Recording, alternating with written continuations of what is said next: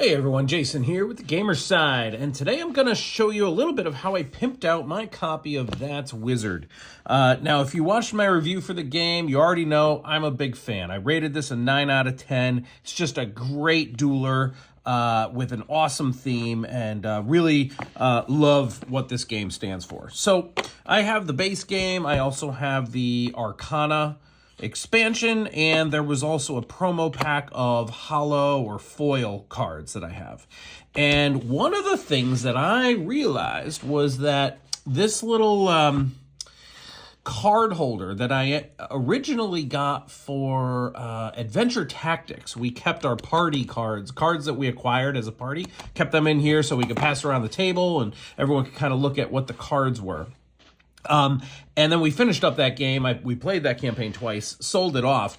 So I still had this card holder, and I ended up realizing that this is perfect for this game, That's Wizard. And here's how. Now, in That's Wizard, there are some generic cards, which is what I have here on the front page, and then there are 7 schools of magic. And each school of magic has 4 cards.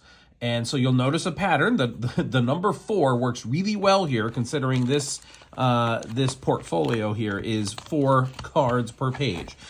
So let me just take you through this. I just think this was really cool the way it worked out, and I could even go further with it, and I'll explain in a second. So first off, there are 2 standard cards that you always have in any deck that you make of That's Wizard: Focus and Counterspell. And there's 2 copies of each of these, because you could play a team mode where your team has a focus and counterspell. Each person on the team has a focus and a counterspell. And so the other player would also have a focus and counterspell. Now, first off, let me be clear. All the cards I'm going to show you that I have sorted in here are all the blue players' cards. Currently, I still have all the yellow players' cards in the box, and I'll explain in a minute. I could actually put all of them in this book, but suffice to say, for now, all of the cards in here are team blue. So once again, if you have 2 players per team, so a 4-player game, 2 versus 2, then each player would have a set of focus and counterspell. Great. Now we get to the different schools of magic. And each school has a level 1, 2, 3, and 4 card, which lay out perfectly in here.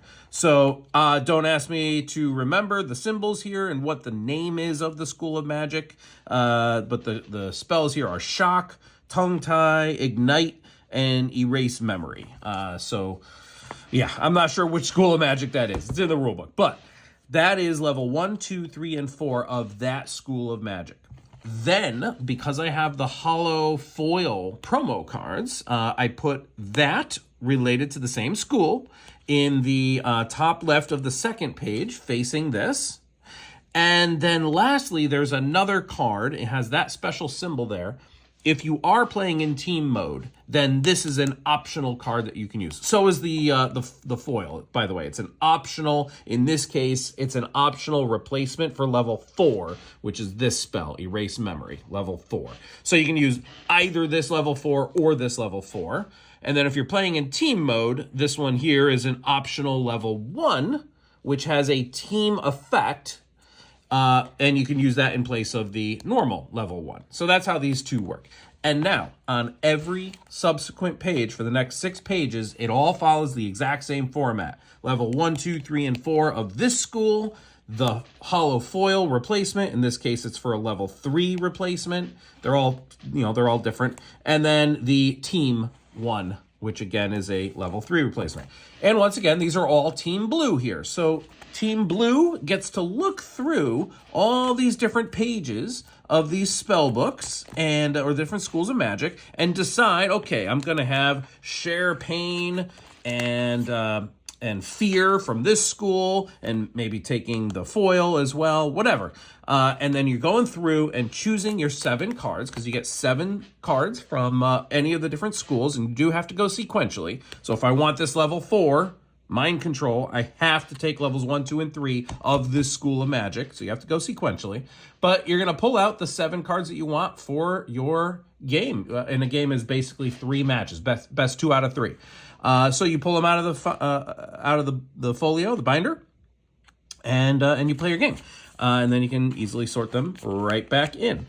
Now, there's one other set of cards. If I keep going, this is yet another school. Yet another school. There's a lot, which is cool. Then we get to this section. These are actually the Arcana cards, which was an expansion, small box expansion, which adds five different types of Arcana. Now, the Arcana could be pets. Like here, there's an owl familiar, a cat familiar, a rat familiar, a raven familiar. And so that's the pets set. Then there's whatever these are. These like the wizard hat, whatever those were, I forget. Then there's alchemy or potions. Then there's the book, whatever the book was. Anyway, the point is, each of these 5 different sets of Arcana, they all have 4 cards. So once again, worked really well. Here's the set of familiars. Here's the set of the wizard hat ones, whatever they are.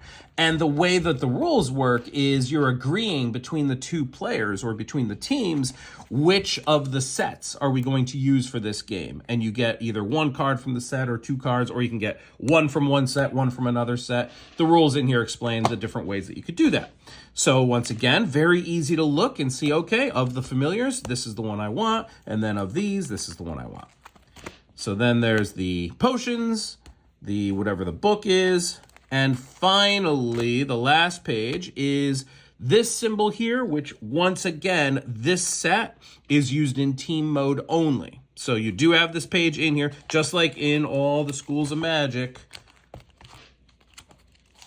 The card in the upper right that has that symbol, that's the team symbol. You only play this card if you're playing team versus team. Same thing here. These cards are for team versus team.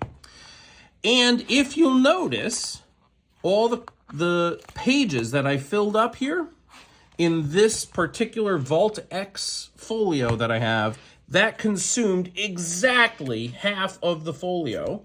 And now I have an additional half, which I could do the exact same thing with the yellow back cards so that both teams could use the same folio. The reason I didn't do it yet is because you can't do it at the same time. So if you want to have both teams being able to select cards simultaneously, well, you can't do that if it's all in the same book. So I wasn't sure if I wanted to do that or not. You could just say, okay, I'm going to choose my spells first, and you take your 10 minutes or whatever, and then let the other player do it, hand the binder to them. Anyway, one way or the other, I thought that this folio ended up working out super well for this game. That's Wizard. It just seemed like it was optimized almost perfectly in terms of the number of pages and the number of cards per page. So that's how I decked out my copy of That's Wizard. Thanks for watching. See you later.